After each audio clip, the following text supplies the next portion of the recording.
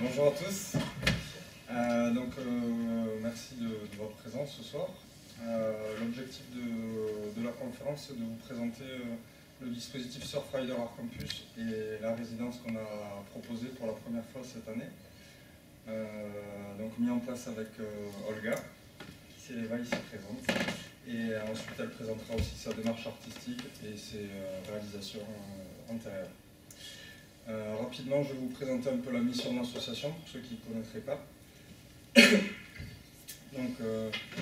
L'association fêtera cette année son 25e anniversaire. À l'origine, l'association a été créée par des surfeurs et des usagers du littoral qui se préoccupaient de la bonne qualité de l'eau dans laquelle ils venaient exercer leur activité. Nos axes de travail, en fait, on a 5 axes de travail. Donc, les déchets aquatiques, la qualité de l'eau, transport maritime, patrimoine et vagues et l'artificialisation du littoral. Avec enfin le changement climatique, qui est une thématique transversale liée à l'activité humaine. Il y a maintenant 3 ans, on a créé Surfrider Art Campus. Surfrider Art Campus, à la base, était un dispositif artistique proposé au public et leur permettant en fait de découvrir nos thématiques de travail à travers un nouveau langage qui touchait le plus grand nombre. Donc essayer de développer la créativité, pour nous, pouvait permettre une sensibilisation sur nos thématiques de travail. Donc à l'origine, on a plutôt commencé à organiser des expositions, des ateliers créatifs, donc des rencontres entre des artistes et des groupes, donc des scolaires, des centres de loisirs, mais aussi le grand public.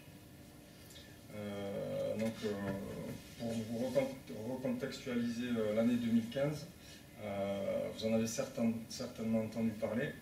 Cette année, pour la première année en 21 années, la France va accueillir 197 pays à Paris à la fin de l'année autour des discussions internationales sur les problématiques climatiques. Donc Surfrider s'est engagé dans cette démarche de la COP21 qui se déroulera du 30 novembre au 11 décembre à Paris.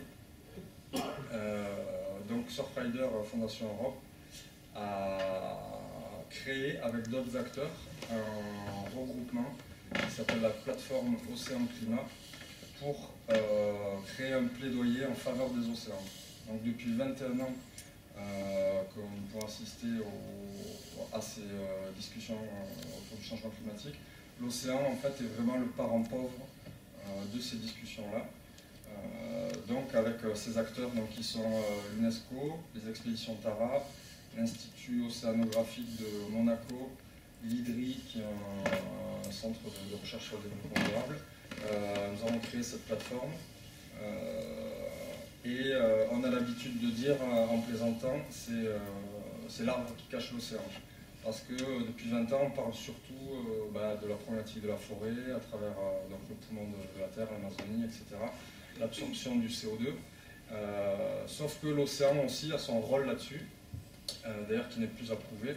L'océan absorbe à peu près 25% du CO2, donc le même pourcentage que la forêt. Son rôle dans la régulation du climat n'est plus du tout à prouver. Donc face à cette carence, Surfrider et ses autres acteurs se sont réunis justement pour pouvoir informer d'une part nos décideurs internationaux et pouvoir aussi rencontrer le public pour discuter autour de l'impact de ces activités humaines sur le climat.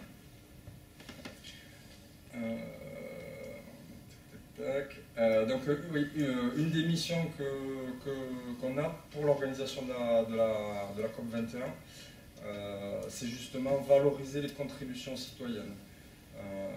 Nous, en tant qu'ONG, on est un peu le porte-parole des citoyens et l'objectif, c'était vraiment de créer sur toute l'année 2015 un dispositif qui nous permettrait de faire remonter ces préoccupations à la fin de l'année au Bourget lors de la COP21 Donc pour cela, on a mis en place différentes choses, dont un événement itinérant qu'on a appelé le Surfrider Campus Tour, qui consiste en fait en un événement itinérant sur 21 dates dans plusieurs pays européens, où justement on va aller à la rencontre des différents publics, donc grand public ou scolaires, centres de loisirs, partenaires, etc., pour leur proposer différents types de rencontres, donc des conférences, des actions pédagogiques, des expositions. La résidence d'artistes est venue renforcer le dispositif artistique que nous avions créé il y a maintenant 3 ans et répondait justement à cette attente qu'on avait sur la valorisation des contributions citoyennes. Donc la proposition d'Olga nous a paru vraiment la plus pertinente par rapport à cet objectif-là, justement en utilisant l'art digital qui pouvait permettre de toucher un plus grand nombre. Et je vais laisser maintenant Olga présenter son approche et ses projets. Merci Boris. Je vais vous montrer quelques images.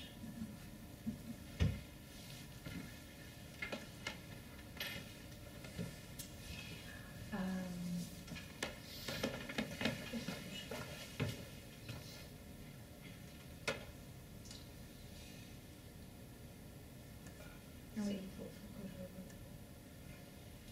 laisse commencer. D'accord. Excusez-moi. Avant tout, je voulais parler du rôle de l'art, comme je l'aperçois, parce que c'est vrai que moi je ne fais pas de surf, et il faut que je vous explique qu'est-ce qui m'a amené ici, dans cette fondation de surfeurs, à faire de l'art avec eux. J'ai été particulièrement touchée par cette idée qu'ils avaient de mettre l'art au service de cette bataille qu'ils mènent pour sauvegarder le climat et puis pour sauvegarder l'océan et tout l'environnement maritime. Et c'est vrai qu'on ne pense pas souvent à cette capacité de l'art d'apporter le sens, de faire durer des choses, d'instaurer les nouveaux modes de fonctionnement, ou tout simplement de pointer quelque chose qui existe déjà et que les gens ne voient pas sans que l'art soit présent, sans qu'il soit là. Je vais commencer par vous présenter quelques travaux en cours ou qui viennent d'être finis. Et je vais commencer par présenter une installation qui s'appelle Contretemps et qui a été présentée au Louvre-Lens l'année dernière. Donc ce que vous voyez ici, c'est le plan du musée, donc le nouveau musée du Louvre qui a été construit dans la ville de Lens. La ville de Lens étant la ville complètement abandonnée, presque mourante, parce qu'il n'y avait plus d'industrie, il n'y avait plus de travail, du coup il n'y avait plus de services, les gens partaient ou ils votaient là-bas, et en construisant un des plus importants, en fait, un des plus importants musées du monde dans cette ville, on a essayé, et je pense qu'on a réussi, de redonner à cette ville la vie et l'énergie. Et quand je suis venue voir ce musée, j'ai trouvé que l'architecte a eu une idée géniale qui était de concevoir le bâtiment du musée en forme de signe de l'infini. Parce que je ne sais pas si vous voyez bien sur la projection, oui, c'est le signe de l'infini, mais qui n'est pas complètement dessiné, qui ne se ferme pas. Et donc j'ai félicité l'architecte et l'équipe de direction avec ces choix qui ont été faits, Et ils ont été étonnés parce qu'ils ont dit qu'ils n'ont pas du tout pensé à ça, que ça s'est fait tout seul. Et je pense que c'est un très beau symbole de bâtiment de musée en forme de signe de l'infini, parce que c'est quelque part le rôle de l'art de prendre les idées, de prendre la pensée, de prendre la civilisation et de l'amener vers l'éternité, de la sauvegarder, de la préserver. Et donc, j'ai fait cette performance en collaboration avec l'équipe du musée qui consistait à redessiner ce signe de l'infini qui fait le contour du musée en déroulant tout en dansant autour du musée en kilomètres de tissu rouge, ce qui a permis à tout le monde de voir cette évidence que l'art et l'infini, ce sont des synonymes. Et maintenant, je voudrais vous parler du projet OneStream, qui est un projet que j'ai commencé ici, donc justement pendant la résidence à Abadia, à Hendaye. C'est un des premiers projets que j'ai fait autour des questions de climat, de l'écologie et de l'environnement, et qui a été inspiré par la nature même de Lyon, d'Abadia, où, je ne sais pas si vous êtes au courant, mais le champ électromagnétique est très étrange, parce qu'à l'endroit où où se trouve le château, il y a une grande anomalie de champ électromagnétique terrestre, donc, qui n'est pas du tout une suite de l'intervention de l'homme ou de quelconque désastre écologique. Tout simplement, il y a comme ça partout autour de la Terre les anomalies de champ magnétique terrestre, et souvent ces lieux sont des lieux de prédilection des gens qui s'intéressent à la magie noire et aux autres sciences occultes, parce que apparemment ça facilite leur activité. Et donc, c'est en étant dans cette résidence, dans ce parc, que j'ai commencé à travailler sur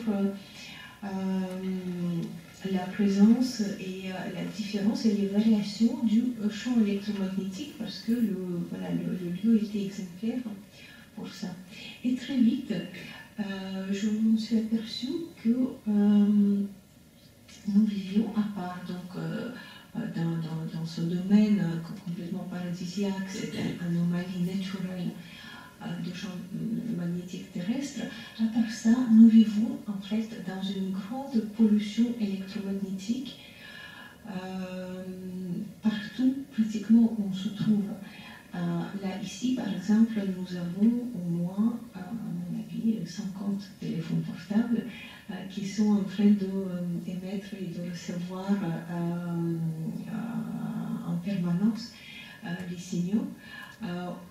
À part ça, l'espace est traversé par toutes sortes d'ondes de radio, de télévision, je ne sais pas très bien quel est l'environnement autour, mais toutes sortes d'activités humaines en partant d'une usine métallurgique jusqu'à l'hôpital émet une quantité de plus en plus grande des ondes électromagnétiques. Ce qui fait que quand on se trouve même dans un espace le plus paisible, nous sommes entourés de cette pollution électromagnétique que nous ne pouvons pas percevoir, sauf les gens qui sont particulièrement sensibles au champ électromagnétique. Et donc à partir de ça, j'ai décidé de me consacrer à la peinture des paysages, que j'ai appelé OneStream. One venant de paysage et stream venant de flux des données, flux électromagnétiques.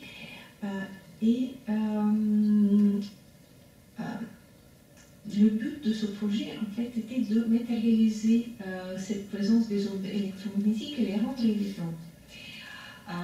Donc là, ce que vous voyez sur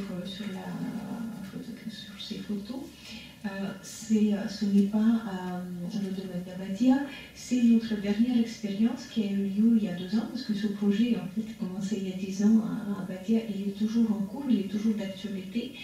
Et on nous demande de plus en plus souvent de venir diagnostiquer et de faire des fresques on stream dans les différents coins du monde. Donc là, ce que vous voyez, c'est avenue Georges V à Paris. C'est une des avenues les plus chics, les plus calmes aussi, les plus belles. Et le paysage sur le côté, donc le graphe, c'est la représentation des ondes électromagnétiques. Donc de point de vue pratique, nous mesurons d'abord les ondes électromagnétiques fréquence par fréquence. Ensuite, j'attribue une couleur à chaque fréquence. Et ça se fait non pas de façon arbitraire, mais juste par le biais de comparaison numérique, c'est-à-dire le numéro de les chiffres qui indiquent la fréquence correspondent à des chiffres qui indiquent la couleur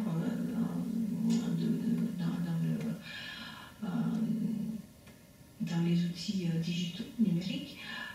Et donc on arrive comme ça à des compositions qui présentent clairement la présence des ondes électromagnétiques de chaque fréquence. Donc ici vous voyez un Georges V, là je suis en train de faire cette fresque dans la Silicon Valley à Stanford, ce qui est encore plus la situation est encore plus grave là-bas. Donc vous pouvez voir ici la densité et la force de présence des ondes électromagnétiques dans tous ces points où on soupçonne ou pas leur présence. Tout ceci, donc bien sûr, est dû à quoi? Est dû à notre suractivité sur cette planète. Là, je vous montre très rapidement un projet ironique que j'ai appelé Conquistador. Donc là, vous voyez, c'est un jeu de cubes, des immenses cubes. Vous voyez les enfants qui sont en train de jouer avec. Comme ces grandes entreprises jouent aussi avec le territoire qu'ils occupent. Là, vous voyez le territoire de France dessiné juste par agglomération des logos des entreprises qui sont celles qui possèdent et qui dirigent ce pays comme ils pensent c'est utile pour eux, je pense. Voilà. Heureusement qu'il y a Surfrider et d'autres ONG qui sont là aussi pour essayer de s'opposer à cette débauche de libéralisme et de changer un petit peu les contours de ce monde. Donc ça c'était la France. Et il s'est passé aussi un procédé intéressant dans mon pays, en Russie, qui dans les années 80 était un territoire vierge, en tout cas de ses acteurs économiques et politiques. On avait un seul grand acteur politique, mais quand il s'était effondré, petit à petit, le territoire a commencé à être occupé aussi par les grandes multinationales, et aujourd'hui ça ressemble exactement à la France. Mais le pire, c'est que les territoires qu'on pense vierges, qu'on pense ne pas être occupés, ne pas appartenir à qui que ce soit, qui devrait être préservé, il leur arrive la même chose. Ce que vous voyez là, c'est la dernière version de ce projet qui s'appelle Conquistador, donc les conquistadors arctiques. Et la carte que vous voyez là, c'est le pôle Nord, qui, petit à petit aussi, est envahi par les différents acteurs économiques qui sont de plus en plus présents sur ce territoire. Et donc là, c'est pas maintenant, ça c'est il y a quelques années. Et maintenant, malheureusement, le pôle Nord ressemble aussi à n'importe quel point du globe, parce que les entreprises, les acteurs économiques, les usines, les transports grouillent dans l'océan Arctique, détruisent la banquise, détruisent l'océan pour bâtir à la place leur profit.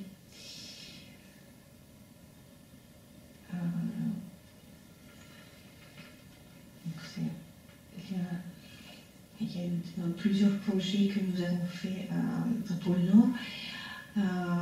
Nous sommes allés là-bas et finalement nous avons créé cette carte que vous pouvez trouver sur Internet qui existe, qui est interactive en temps réel et qui est développée en collaboration avec une ONG qui, je ne sais pas si vous êtes en lien avec eux,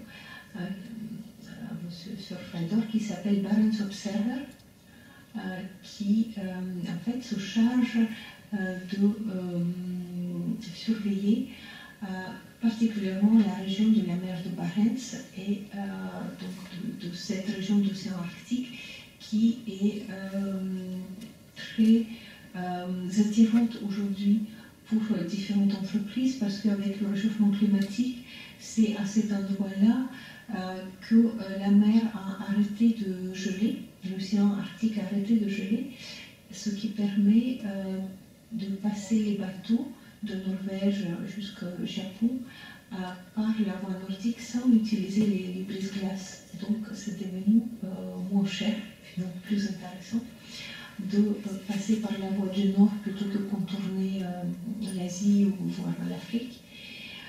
Et donc maintenant on a une grande autoroute qui s'installe dans la mer de Barents et dans l'océan Arctique à cause du réchauffement climatique. Et ce n'est plus du tout comme ça.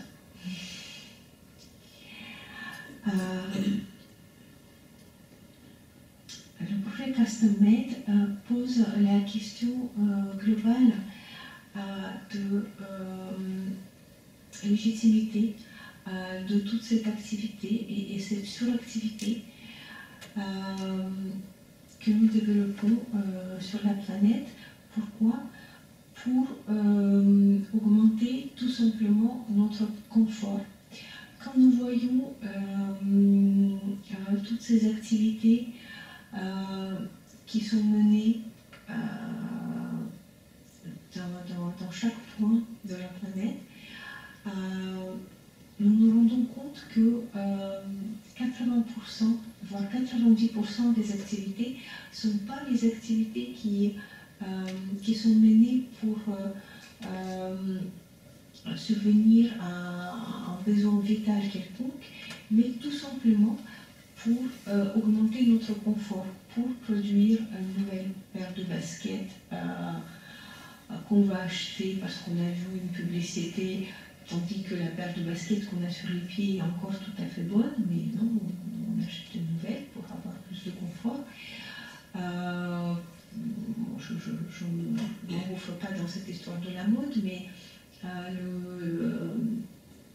la question la plus flagrante, c'est peut-être la question énergétique, quand on pense à tout ce qu'on chauffe partout dans le monde, en hiver comme en été, pour avoir plus de confort sans vraiment se soucier d'être raisonnable et aussi peut-être d'optimisation thermique de nos conditions de vie.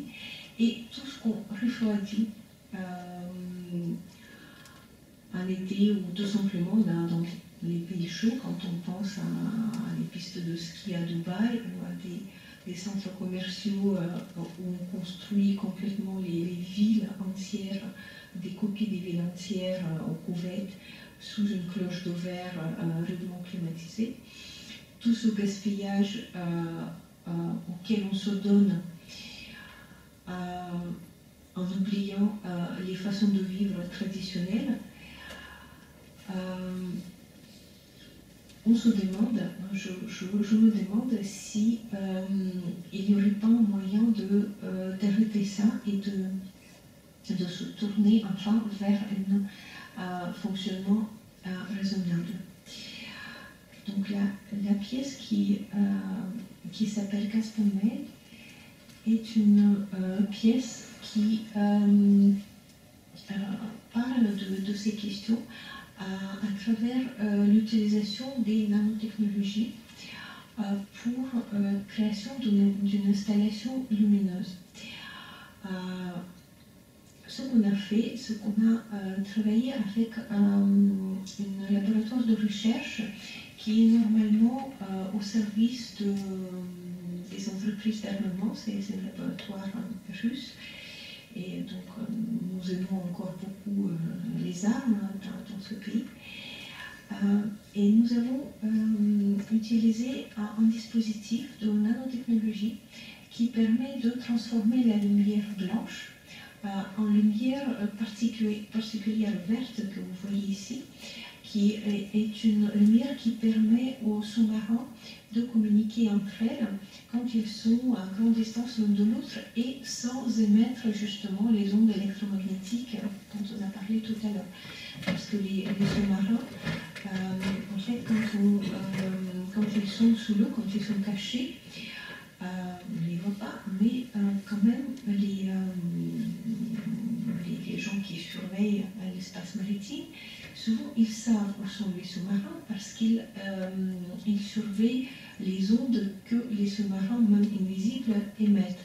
Donc si les sous-marins communiquent par les ondes radio, par Internet, en envoyant quelconque donnée, les ondes électromagnétiques ou les ondes thermiques ou les ondes sonores sont émises et les gens qui surveillent le territoire peuvent détecter la présence du sous-marin. Donc le seul moyen pour les sous-marins de communiquer sans émettre les ondes, c'est d'envoyer les signaux grâce à cette lumière verte qui n'émet pas les ondes et qui traverse très grande distance, très grande sous l'eau. C'est une technologie très coûteuse, très complexe. Et donc le sens est de prendre en fait une lumière simple blanche et la transformer en lumière immédiatement en lumière de la couleur qu'on souhaite sans nuire à sa puissance. Donc ce que nous avons fait, c'est ce n'est pas forcément la lumière verte qu'on utilise, mais on prend la lumière rouge au départ, parce qu'on peut prendre n'importe quelle couleur, pas seulement la blanche, et ensuite on demande au spectateur de prêter son œil quelques secondes à notre dispositif, après quoi l'espace dans lequel se trouve le spectateur est entièrement colorié avec la couleur qui est celle de ses yeux. C'est le même principe que les gens qui choisissent leurs habits pour se mettre en valeur, pour avoir encore plus de confort, et qui disent moi j'ai les yeux bleus et je vais mettre une robe bleue pour être plus belle. Et là c'est encore plus fort parce que non seulement ça colorie nos vêtements, mais ça colorie toute la pièce dans laquelle on se trouve. Donc c'est complètement égoïste, c'est pas forcément intelligent, mais ça augmente notre confort.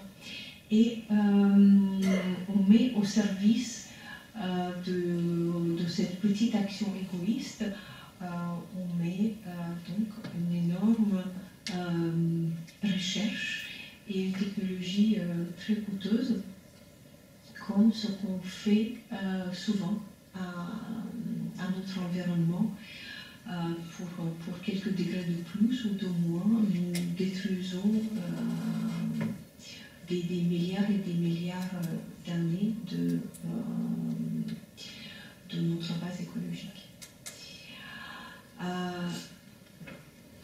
aussi, on peut dire qu'il y a des territoires où on a plus ou moins de conscience de point de vue écologique, de point de vue politique, de point de vue social, etc. Mais notre planète est minuscule. Et c'est le projet Conclusive Evidence qui sert à le prouver. Le projet Conclusive Evidence a été fait 2 fois à 2 reprises. La première fois, il a été réalisé entre Marseille et Vladivostok, qui sont donc les 2 villes qui ne vont pas très bien sur la carte, mais en fait, ils sont exactement à la même hauteur, à la même latitude, et une ville est en face de l'autre, donc là, de l'autre côté de la Terre. Et la distance entre ces 2 villes est assez importante, c'est 12 000 km. Sauf que si on envoie un signal lumineux de Marseille à Vladivostok, il va mettre de mémoire 3 centièmes de seconde pour parcourir, non, 3 dixièmes de seconde pour parcourir cet espace. Donc c'est une distance vraiment minuscule. Et le projet Conclusive Evidence sert à prouver justement cette petite dimension de notre planète, sa fragilité, et souligner l'interdépendance des actions qui se font dans les différents coins de la planète.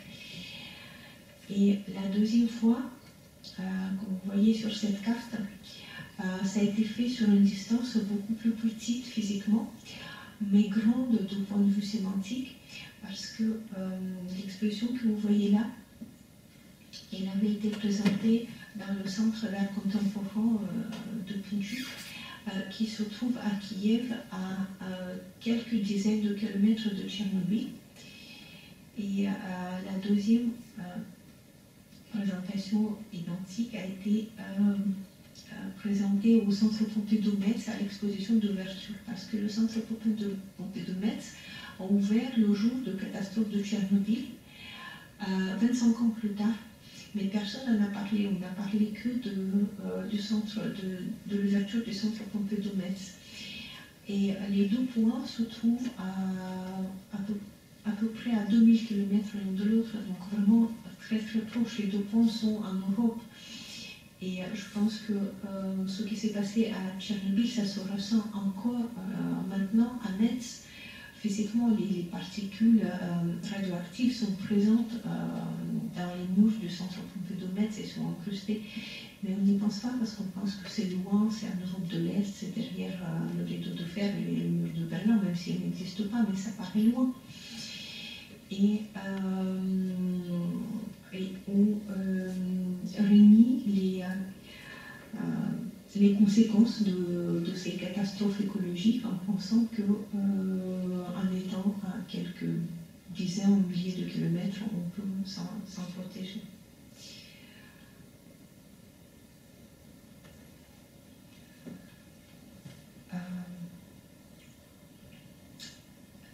Donc là, je vous ai parlé de toute une série des projets qui sont critiques par rapport à notre perception d'écologie ou à notre capacité de défendre la nature, défendre la planète, défendre le climat. Il y a quelques années, j'ai pensé que ça serait bien de passer à une autre étape et de faire peut-être essayer de formuler les propositions qui permettent de penser autrement et de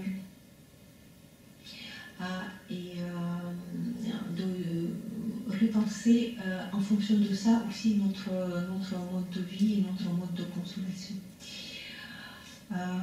Je vais vous montrer maintenant une série des arbres. Donc, ce que vous voyez ici, c'est une œuvre dans l'espace public, qui est une œuvre lumineuse, et qui est entièrement autonome. C'est une œuvre lumineuse et sonore qui est entièrement autonome et qui travaille uniquement grâce à l'énergie renouvelable. Ça s'appelle l'arbre de Syracuse.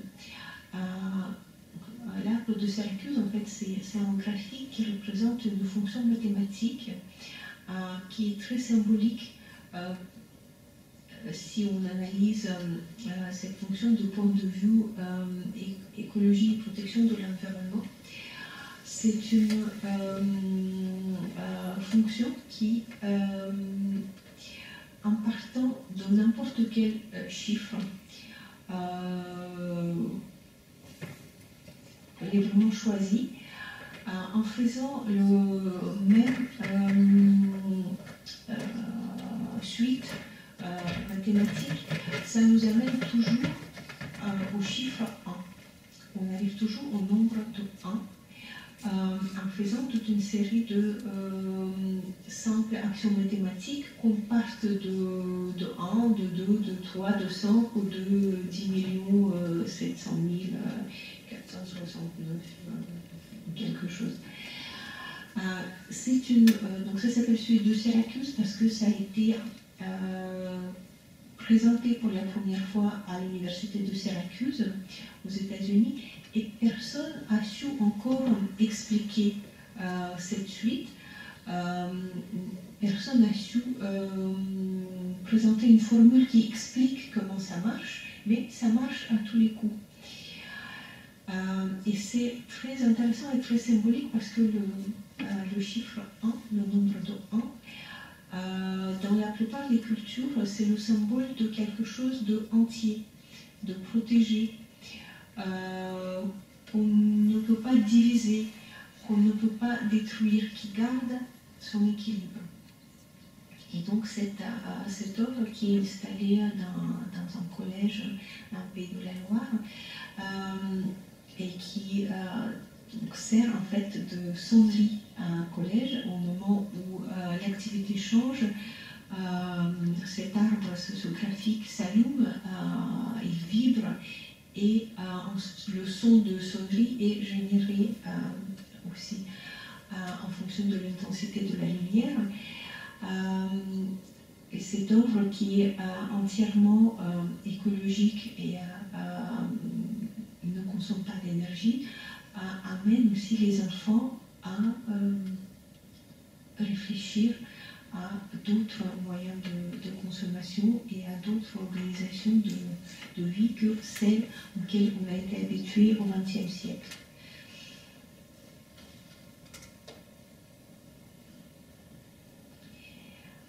Et ensuite, je voulais vous parler d'une autre pièce qui met en œuvre aussi un arbre, mais là il s'agit d'un arbre frais qui est un orme et qui, donc ce travail a été réalisé pas très loin d'ici non plus, dans la ville de Biscarrosse. Je ne sais pas si quelqu'un connaît la Biscarrosse et son orme. Est-ce que quelqu'un connaît l'orme de Biscarrosse? Oui. Oui. Donc vous me dites si je me trompe quelque part.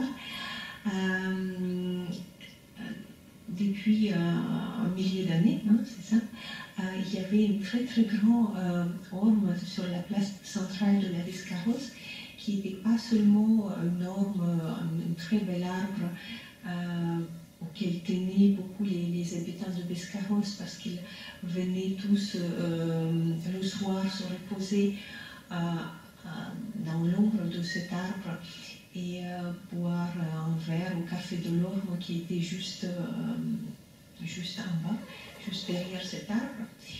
Mais cet orme était aussi lié à toute une légende de l'époque des troubadours où une jeune fille et en France, ça, qui se sont aimés en face de cet orme et qui après ont été trahis et qui en sont morts. Et suite donc à cet événement, une couronne de fleurs blanches a commencé à apparaître sur cet orme tous les ans à la date anniversaire de la rencontre de ce couple. Et donc les poèmes, les chansons, les romans ont été écrits sur cet orme de Biscarrosse. Mais récemment, cet arbre est tombé malade et il était complètement desséché et mort. Et donc la ville de Biscarrosse a voulu sauver cet arbre. Ils ont fait les essais, ils ont pris les petits ormétaux qui descendaient de cet orme de Biscarrosse, ils ont essayé de les planter à la place. A rien été possible parce que les ormes en France sont contaminés par la graphiose, qui est la maladie de l'orme, qui en fait vient aussi du changement climatique, parce que certains insectes qui avant étaient mangés par les oiseaux et par les autres insectes se sont développés sur ces arbres. À cause du réchauffement climatique, les carnivores qui les détruisaient en protégeant les arbres ont migré et ils sont plus présents sur ce territoire. Donc, toutes les ormes dans le sud de la France et dans le sud d'Europe sont contaminées par la graphiose et on ne sait pas les soigner, on ne sait pas les protéger. Et le pire, c'est que ça continue de changer le système écologique parce que quand les grands arbres comme les ormes, les chênes, etc., quand ils meurent, ils ne sont pas remplacés par les arbres de la même nature. Ils sont remplacés par les arbres beaucoup plus petits, avec la qualité de bois et de feuilles qui sont différents, et aussi le mode de vie, le mode de fonctionnement de ces arbres est différent. Et la biosphère qui se construit autour, avec les oiseaux qui vivent dessous, les champignons qui poussent en dessous, les insectes, est différente aussi. Et au prochain changement, quand les arbres plus petits vont disparaître à cause de suivants changements climatiques et suivants changements de biosphère, c'est les buissons ou l'herbe qui vont prendre leur place et il n'y aura plus de forêt, il y aura la savane ou la toundra partout dans le sud de l'Europe. Donc, pour revenir à Biscarrosse, finalement, la ville de Biscarrosse a abandonné l'idée de faire renaître leur orme et ils ont décidé d'inviter un artiste pour faire une sculpture, pour commémorer cet arbre, quand même, pour que la place ne soit pas vide, pour qu'il y ait quelque chose à la place de l'orme. Donc, finalement, j'ai été choisie pour faire cette œuvre. Et j'ai proposé en fait une double travail. J'ai trouvé que c'était dommage de remplacer tout simplement l'arbre par une sculpture. Donc j'ai fait une sorte de couronne protectrice qui ressemblait à cette couronne blanche qui apparaissait sur l'orme quand il était vivant. Sauf que sur cette couronne, ce n'est pas seulement les fleurs de l'orme qui apparaissent, mais les fleurs de tous les arbres qui succèdent à l'orme dans ce chaîne de changement de biosphère. Là, vous voyez un fragment. Mais en fait, cette sculpture a servi surtout à protéger cet endroit où l'orme existait pour pouvoir planter un nouveau ormétaux au centre. Et nous avons réussi à recréer finalement, au bout de quelques années de travail, cet orme de Biscarrosse en croisant les ormétaux qui sont restés de l'orme légendaire avec un arbre un petit peu différent, mais qui a quand même la même qualité. Il est dans le même rang des arbres qui est l'orme de Sibérie et qui, pour l'instant, résiste à la graphéose et qui va donc pouvoir pousser là au centre de Bescaros et remplacer donc son ancêtre, parce que les gènes de l'homme de Bescaros, si on peut dire, coulent dans ses veines, si on peut parler comme ça de l'arbre. Et nous travaillons maintenant donc pour introduire ce nouveau type d'orme partout dans les territoires où l'orme traditionnel ne peut plus survivre, pour éviter cette disparition des forêts.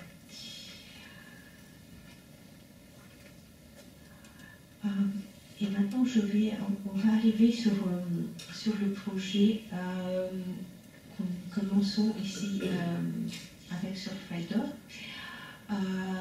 Ce projet commençait avec un travail de land art où j'ai commencé à intervenir dans le paysage avec des installations comme ça qui étaient au premier vue fait avec uniquement les matériaux naturels et qui représentaient une sorte de labyrinthe donc dans les champs, dans les forêts ou sur les falaises, mais qui en fait sont les codes barres 2D. Donc ce sont en fait des tags électroniques qui permettent de communiquer avec cette installation, pas seulement en y entrant, en marchant dedans, en la touchant, mais aussi à travers le téléphone portable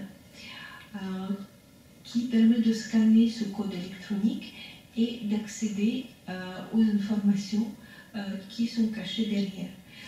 Vous savez très bien maintenant comment ça marche. Sauf que souvent, ces codes électroniques, ils ont toujours utilisé, surtout pour le commerce, pour le marketing, pour la vente, pour la publicité. Et nous les avons utilisés pour se mettre en dialogue avec le paysage, pour pouvoir, à travers ce scanning des éléments de paysage, de rentrer en dialogue avec ce paysage, qu'il soit paysage naturel ou paysage urbain, et avoir des informations factuelles, émotionnelles, poétiques ou autres qui nous permettaient de se rapprocher de ce paysage. Au début, ce qui nous intéressait, c'était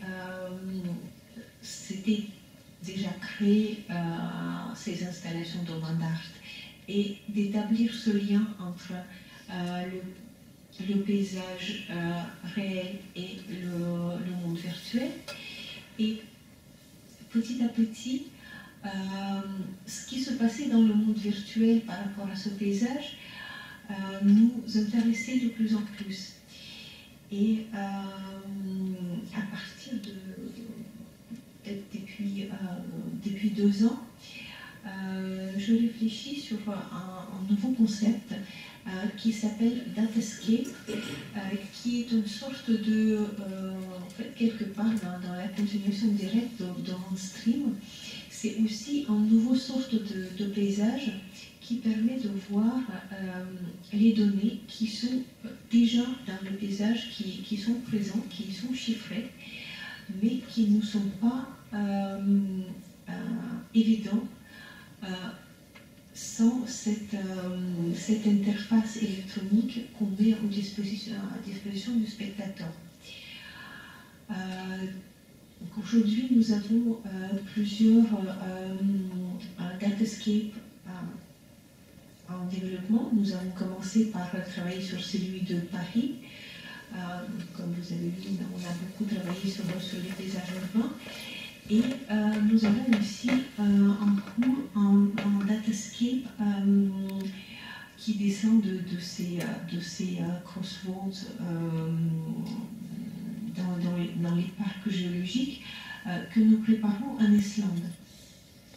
en Islande, qui est un territoire, comme ça, ce que vous voyez, c'est une image d'Islande, qui est un territoire qui est coincé entre l'eau de l'océan et le feu des volcans. Là, on est juste en bas de volcan qui s'appelle Hekla, qui est en éruption permanente depuis 5 siècles peut-être, à tel point que les Islandais pensent que c'est là qu'il se trouve l'entrée dans l'enfer.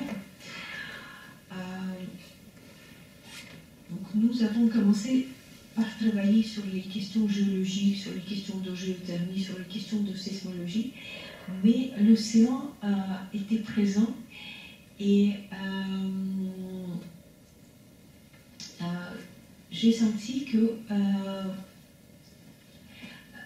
c'était une source énorme de questions et de réponses et qu'on ne pouvait pas toujours rester sur Terre et étudier les questions des ondes qui traversent nos territoires, soigner les forêts ou s'intéresser à des questions de géothermie et de sismologie sans se tourner vers cette énormité d'océan et d'explorer son rôle et les questions qui sont posées. Et donc, à partir de ça, nous avons entamé le travail avec Surfrider pour construire Anthropocéan, c'est-à-dire un datascape d'océan, un paysage parlant qui, on espère, va permettre aux spectateurs d'explorer les questions liées au rôle de l'océan dans pour réguler le climat et pour pouvoir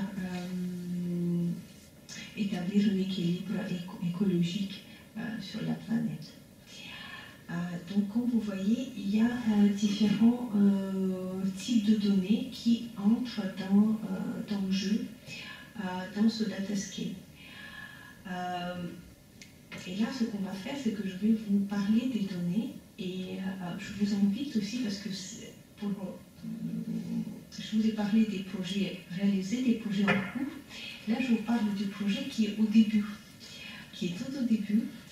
Et comme Landstream, il y a forte chance que c'est un projet qui commence donc ici au Pays Basque et que dans 10 ans, il sera toujours présent, il sera toujours en activité et sera présent partout dans le monde. Donc je vais vous parler des pistes que nous avons envisagées, mais n'hésitez pas aussi, si ça vous parle, de faire des suggestions, des remarques, parce que ça va nous aider pour la suite et pour le développement du projet de façon la plus précise et la plus juste possible.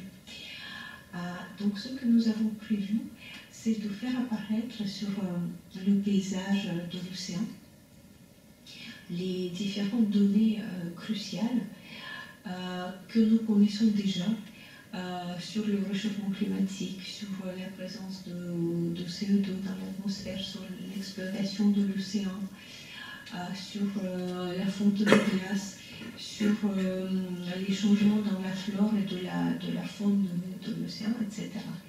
Ces données vont apparaître en tant que graphiques, donc soit les graphiques figés, historiques, qui sont construits sur la base des études qui ont été faites sur une période donnée, soit les graphiques qui vont changer en temps réel parce qu'elles sont construites sur les données qui changent tous les jours ou voire plus souvent.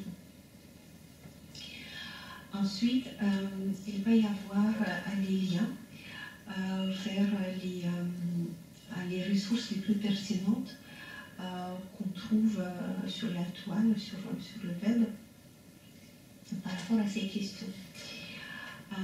Et il va y avoir une grande ouverture vers ce qui se passe vraiment aujourd'hui dans les esprits des personnes et aussi peut-être dans le fonctionnement des gouvernements ou des entreprises qui commencent aujourd'hui avec la COP21 s'intéresser vraiment à ces questions de climat et d'écologie et qui les discutent, qui agissent, qui font des propositions. Donc il va y avoir aussi en temps réel quelques branches de Twitter qui vont permettre à apparaître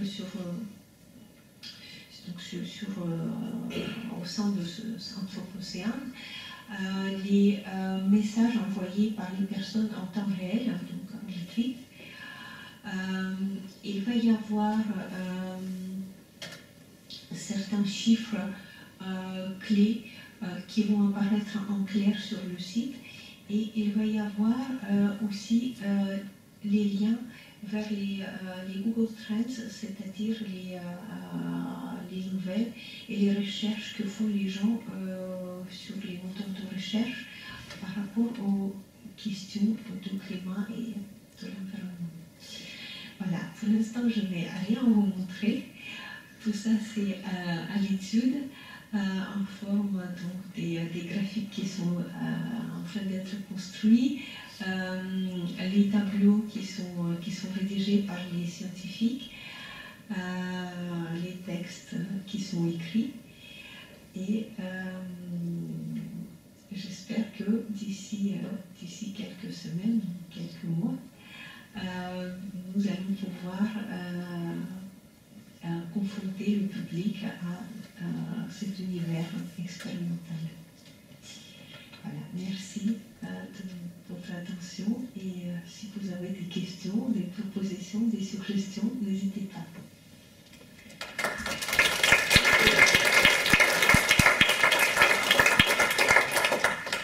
Vous dites nous, est-ce que vous pouvez nous expliquer un petit peu la méthodologie, la méthode de travail? C'est une équipe, comment on commence? Suivant les projets, ça doit évoluer, bouger, mais est-ce que vous pouvez nous parler un petit peu de... Bon, déjà, là, comme vous voyez, on est deux. Il y a Surfrider et moi. Et sans Surfrider, je suis sûre que je ne ferai jamais ce projet-là parce que je manquerai de compétences. Après, pour la mise en œuvre vraiment du projet, nous avons aussi pris conseil des scientifiques et nous avons aussi une équipe informatique qui permet de mettre tout ça en forme pour le réaliser. Donc ça fait un nous assez grand, finalement. C'est un nous qui vous suit sur les projets ou alors c'est un nous que vous créez pour chaque projet? En fait, je me suis jetée tout de suite sur la présentation des projets. Je ne me suis pas bien présentée moi-même pour commencer. Donc, en plus de mon travail d'artiste, je dirige à la Sorbonne le département qui s'appelle Arts et Sciences, qui est justement un département qui permet aux étudiants et aux jeunes chercheurs d'apprendre à travailler en collaboration avec les scientifiques. Dans ma vision de l'art, donc, qui est un outil de recherche et qui permet de bâtir des propositions pour le meilleur fonctionnement du monde et non pas juste un outil pour embellir le monde. Je pense que l'artiste est de plus en plus souvent amené à réaliser des projets interdisciplinaires, notamment basés sur les dernières recherches scientifiques. Parce que pour faire une proposition valable, il faut bien comprendre le fonctionnement des phénomènes et aussi pour la construire, sa proposition. L'artiste ne doit pas...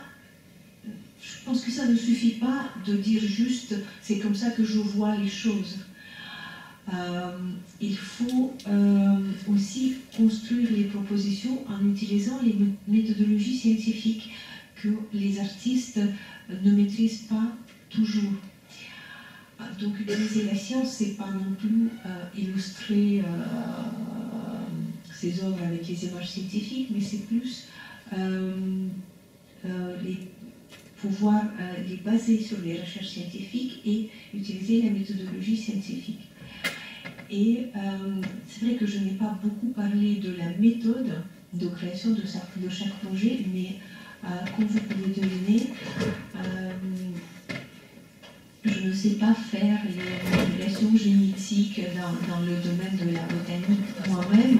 Évidemment, je travaillais avec une équipe d'Enria et je ne peux pas non plus manipuler les nanoparticules dans mon atelier d'artiste. Donc je me suis adressée à un laboratoire de nanotechnologie.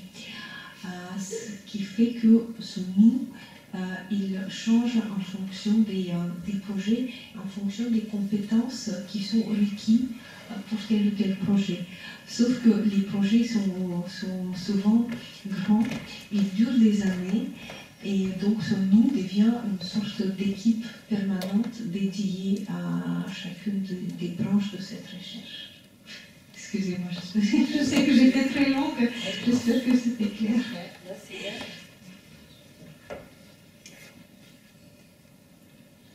Et est-ce qu'il y a une part,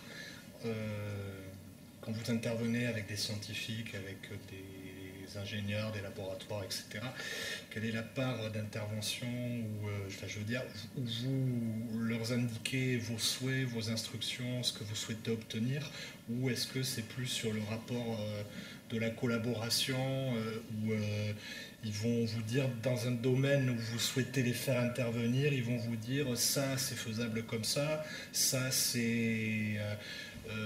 Enfin, pour simplifier, est-ce que vous intervenez avec les scientifiques un peu comme Steve Jobs avec les ingénieurs chez Apple où il leur disait moi je veux que l'objet que je veux créer ait cette forme, à vous de vous débrouiller pour que la technique suive? Il y a trois types de collaboration entre les artistes et les scientifiques, je pense. Il y a effectivement le premier type qui paraît évident, mais qui n'est peut-être pas toujours le plus productif. C'est quand l'artiste vient dans le laboratoire et il dit voilà, je veux une telle forme, je veux une telle fonctionnalité, est-ce que vous pouvez créer ça pour moi? Et les scientifiques deviennent des techniciens qui créent ce que l'artiste demande. Il m'arrive de plus en plus souvent d'avoir un autre type de collaboration quand les scientifiques viennent voir les artistes et qui disent voilà, on travaille sur quelque chose, on ne sait pas ce que ça va donner, on ne sait pas où on va, on ne sait pas où ça mène. Où ça nous mène tous, parce que les scientifiques sont de plus en plus conscients de conséquences de leur intervention. Et est-ce que vous ne voulez pas, vous les artistes, explorer ce phénomène et d'en faire quelque chose pour qu'on y voit tous plus clair? Donc ça, c'est l'inverse, c'est une commande qui est passée des scientifiques vers les artistes. Et d'ailleurs, c'est quelque chose qui s'est passé avec Surfrider, parce que c'est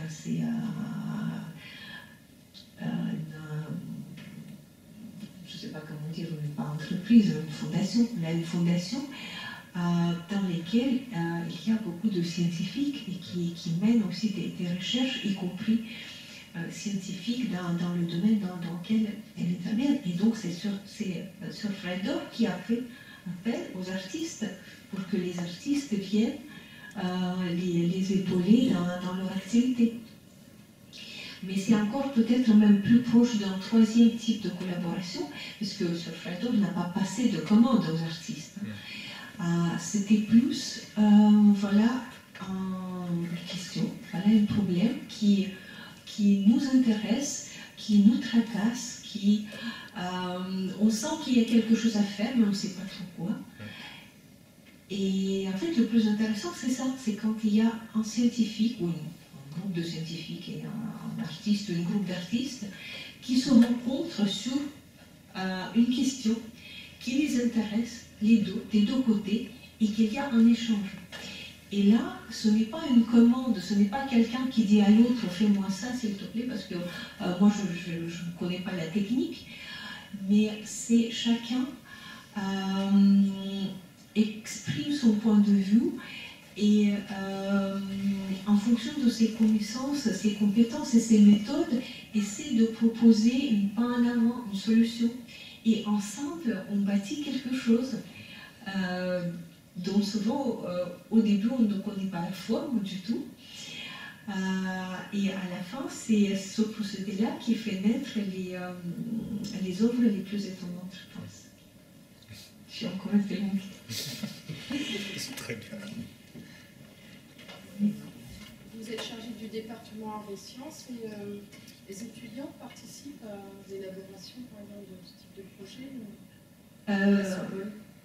En fait, les étudiants, pas beaucoup. Les étudiants, on leur apprend plutôt la méthodologie de collaboration avec les scientifiques. D'ailleurs, on a les étudiants qui viennent de milieu de l'art et les étudiants scientifiques. Et on les pousse plutôt d'avoir leur propre projet, de proposer leur propre projet qui ont parfois n'ont pas la même envergure. Par contre, comme c'est un département universitaire, il est adossé à un laboratoire de recherche dans lequel il y a des chercheurs doctorants et des chercheurs docteurs. Et là, parfois, oui, nous travaillons ensemble sur les grands projets qui sont proposés à chaque fois en fait, par un des chercheurs du laboratoire. Et les étudiants sont bienvenus, mais ils n'ont pas toujours le niveau ni le temps, et ils ont d'autres priorités. Par rapport à votre parcours artistique, vous parliez de Abadia qui a été un moment important pour cette évolution. Est-ce que dans votre carrière, vous avez senti une fracture, un changement, ou est-ce que pour vous, c'est une continuité qui s'est faite tout au long? Je ne sais pas si je me comprends. Oui, il y a eu dans ma carrière, il y a eu une fracture, mais ça ne s'est pas passé à Abadia. Je pense que d'ailleurs c'était drôle parce qu'on m'a montré tout à l'heure la conférence que j'avais faite ici il y a 10 ans.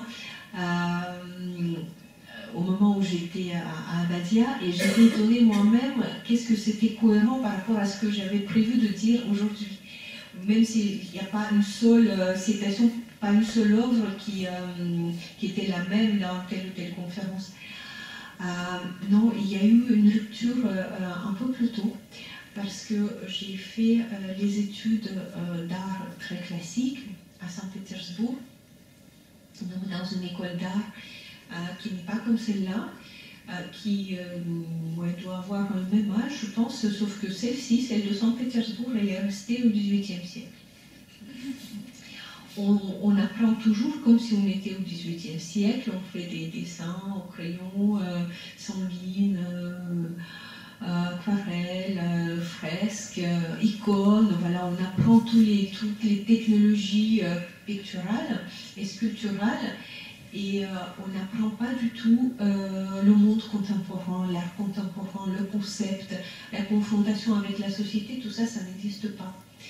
Et donc, en sortant de cette école, j'étais une artiste peintre virtuose, mais qui n'avait... en fait, j'ai commencé à m'inquiéter de mon rôle dans la société en tant qu'artiste peintre, en quoi est-ce que je pouvais être utile, et quelle était ma place dans la société. Et c'est suite en fait à cette réflexion-là que la rupture s'est faite, que j'ai abandonné mon travail d'artiste peintre et je viens d'une famille très académique où quand on se pose des questions cruciales comme ça, ce qu'on fait, c'est qu'on fait une thèse pour trouver une réponse. Et donc j'ai commencé à faire une thèse sur l'art contemporain, son rôle et ses langages. Et c'est là où la rupture s'est faite, en fait, par la recherche universitaire, justement, qui m'a amenée vers l'art contemporain et plus précisément cette branche qui est art et sciences. Est-ce qu'un artiste comme Piotr Kowalski est important pour vous ou pas du tout? Je suis pas particulièrement très sensible aux travaux de Piotr, mais je pense que je peux vous donner un exemple d'un artiste qui était parmi les plus importants. Je peux vous donner deux exemples d'ailleurs. Les artistes qui étaient mes professeurs à l'Institut des hautes études et qui étaient très très importants pour moi, c'est Éric Duquerre et Shenzhen. Voilà, Shenzhen, je pense que c'est le procédé, la pensée qui utilise un petit peu la même méthodologie que Piotr Kowalski, sauf que j'ai peut-être plus d'affinité avec les formulations et les messages de Shenzhen que ceux de Piotr. Vous savez que Éric s'enseigne à Biarritz? Éric? Oui. C'est vrai? Ouais. Ah non? Il habite à Biarritz? Non, il habite à Bordeaux, mais il enseigne à l'école d'art à Biarritz. Je vous en félicite. Et nous en sommes très fiers. Oh, c'est génial. Je pense que si je n'aurais pas rencontré Éric Duquerre, je n'aurais pas été artiste aujourd'hui. Ouais, c'est vraiment une personne merveilleuse. Gardez-le précieusement. Et faites-le rencontrer le plus d'étudiants possible.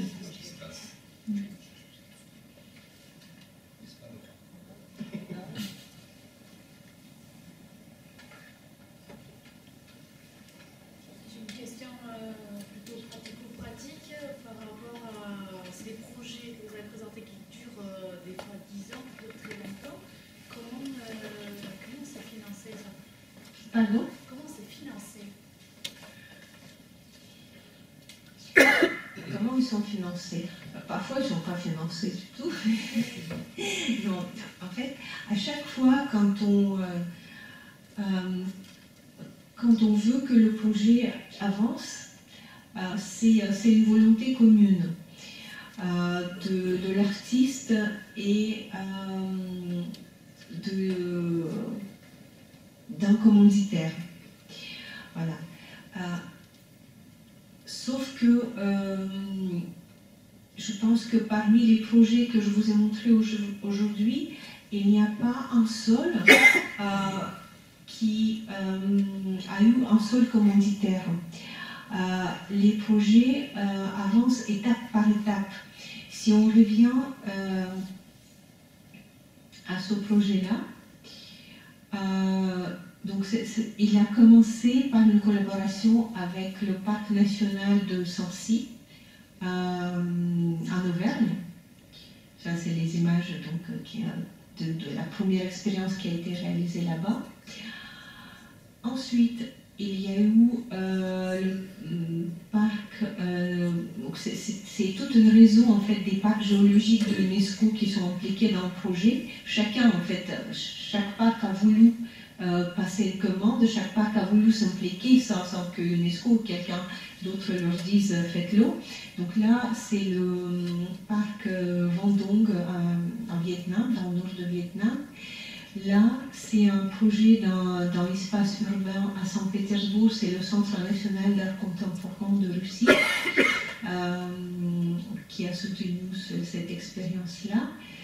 Donc là, vous avez cette grande image verte, c'est le parc géologique à nouveau des Alpes de Haute-Provence. Et ces images d'Islande qui commencent à apparaître, et celle-ci, c'est aussi le parc géologique de Katla en Islande. Voilà, après, travailler avec Sorfeil d'Or. Et je pense que la suite de ce projet ne sera pas indifférent, peut-être les autres musées, les fondations, etc., qui pourront prendre part au développement des autres étapes. Voilà, tout ça, c'est comme ça que fonctionne en général la recherche, d'ailleurs. Quand on sent qu'il faut que la recherche avance, en général, les moyens se trouvent. Et s'ils ne se trouvent pas, ça veut dire que la recherche est finie et puis on peut la laisser dans l'état, ce qui est bien aussi. Et dans ce cas-là, l'œuvre, elle rentre peut-être dans le musée, tout simplement. Et là, elle arrête de se développer.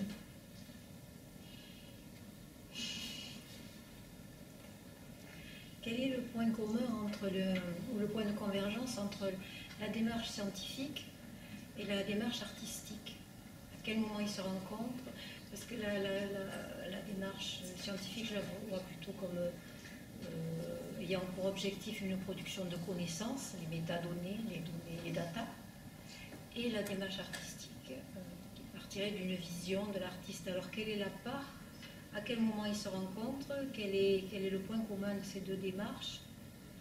Je pense que, oui, souvent on pose cette question et souvent en fait on imagine que ce sont des activités parallèles.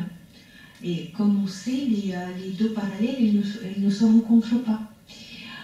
Mais je pense que ce sont plutôt les activités perpendiculaires où donc les chercheurs, les scientifiques sont des chercheurs qui explorent le monde avec leur méthodologie qui peut être celle de mathématiques, de physique, de chimie, etc. Et les artistes sont des chercheurs aussi qui font le même travail, qui explorent aussi le monde, mais avec leur méthodologie qui est celle d'intuition et d'émotion. Et la rencontre peut ne pas se faire. Et s'il se fait, c'est que le scientifique et l'artiste approchent la même question, le même problème, mais chacun est arrivant par son propre cheminement. Là, la rencontre se fait, mais elle peut ne pas être effective si l'artiste et le scientifique ne trouvent pas le même langage. Et le plus difficile, en fait, c'est ça, parce que les rencontres se font beaucoup. Mais la plupart du temps, on ne se comprend pas, parce qu'on pense qu'on n'a pas les mêmes buts, parce qu'on ne parle pas la même langue, parce qu'on n'a pas les mêmes méthodes. Et là, on passe l'un à côté de l'autre. Par contre, si on trouve le même langage, si le dialogue s'instaure, là, la rencontre peut être productive et une œuvre ou une découverte peut se faire.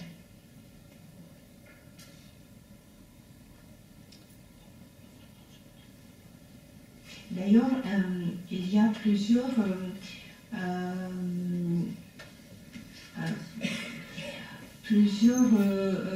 découvertes, pas forcément les découvertes scientifiques, mais les découvertes technologiques qui sont utilisées dans notre vie quotidienne, qui ont été préfigurées par les artistes. Par exemple,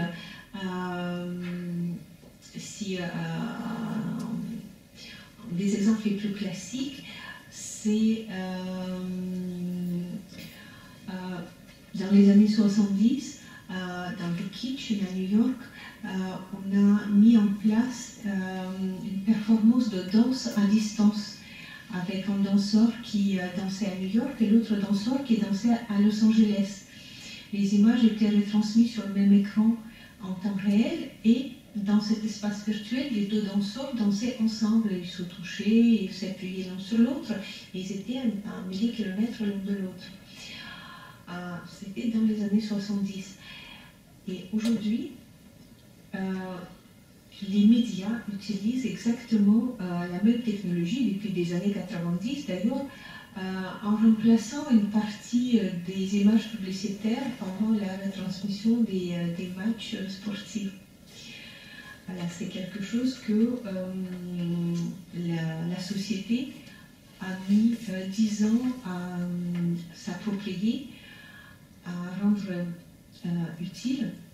Après, on peut discuter si c'est vraiment utile ou pas, mais en tout cas, il y a une application pratique d'une découverte qui a été faite par les artistes.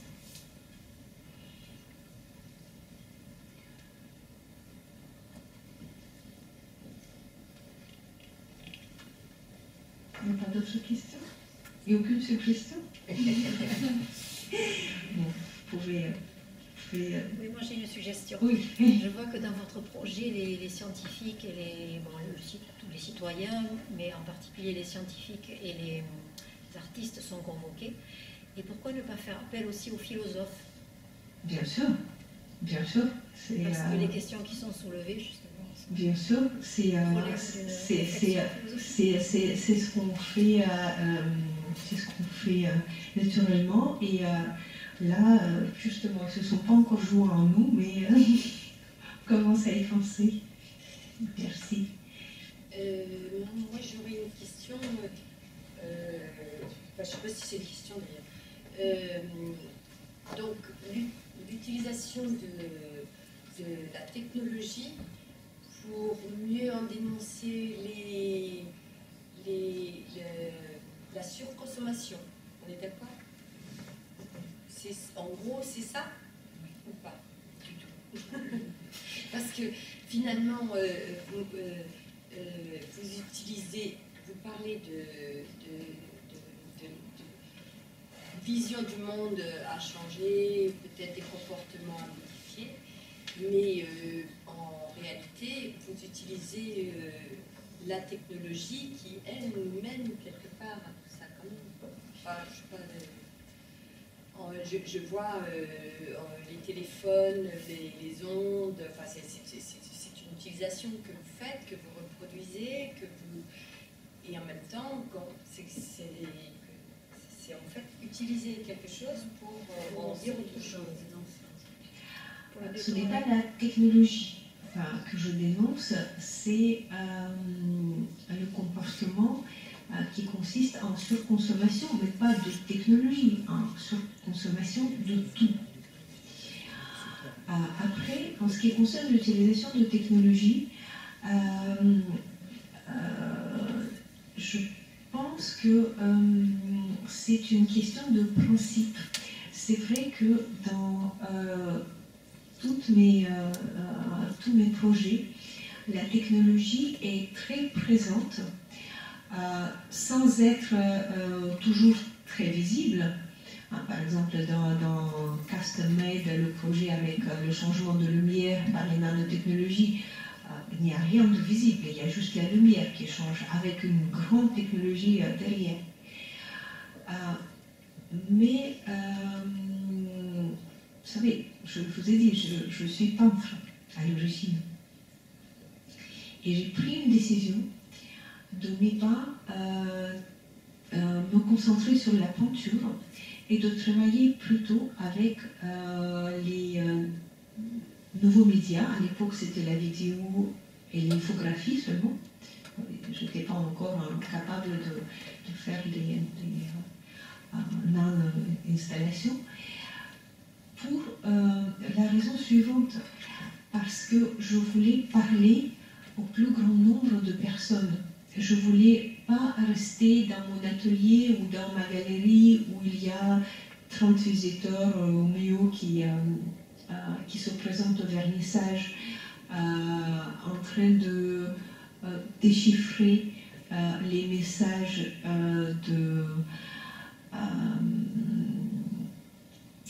comment les définir, les messages purement plastiques de support et de surface de ma peinture. Ce que je voulais, c'est parler des questions de société à la société et au public le plus large. Et le public le plus large, malheureusement, ça n'aurait pas été le cas. Peut-être qu'on n'aurait pas été amené aussi souvent à utiliser les téléphones portables et les écrans de télé. Mais le public large, il n'est pas éduqué à la peinture, malheureusement. Il ne comprend pas le langage de la peinture. Je parle de la peinture contemporaine, évidemment. Tout le monde est capable d'admirer la Joconde. Mais la peinture contemporaine, elle est complexe, elle est élitiste. Elle pose et repose les questions par rapport à la technologie elle-même, par rapport à la couleur, par rapport à la perception, en se basant sur analyse et réanalyse de plusieurs siècles d'exercice de cet art. Et c'est très compliqué pour un spectateur qui n'a pas, lui, fréquenté une école de beaux-arts, de saisir vraiment le message qui est caché dans un tableau, dans une peinture. Par contre, le spectateur contemporain, il comprend très très bien le langage des médias. Quelque chose qui lui vient de l'écran de télévision, de l'écran de téléphone, de l'écran de l'ordinateur, c'est direct pour lui. Ça parle directement à son esprit. Et c'est pour ça que je pense que le message qui est formulé par un artiste à travers ces médiums-là, il est plus facile à assimiler, c'est pas un bon mot.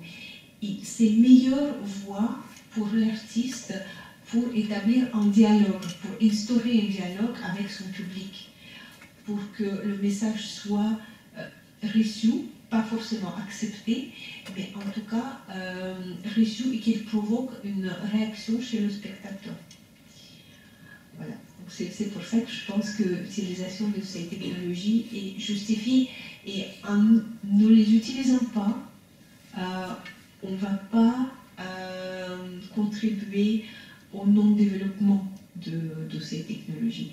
Parce que le téléphone portable, il est de toute façon utilisé pour téléphoner, pour envoyer les SMS, pour regarder le match de foot. Et s'il n'y a pas d'œuvre sur le téléphone portable, ben ça sera tout simplement un espace sans art, un espace sans culture. Et c'est dommage.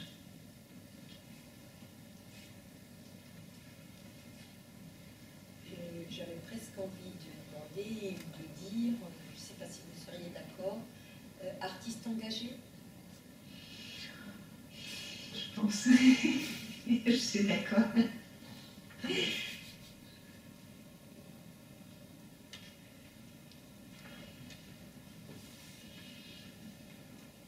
Bien, s'il n'y a pas d'autres questions.